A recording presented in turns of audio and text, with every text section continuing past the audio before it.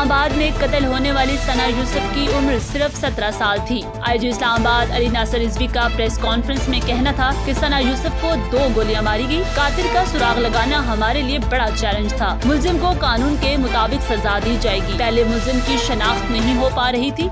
कोई जवाब मांग रहा था कि सना यूसुफ की आवाज को क्यों दबाया गया। ये केस हमारे लिए बहुत बड़ा चैलेंज था।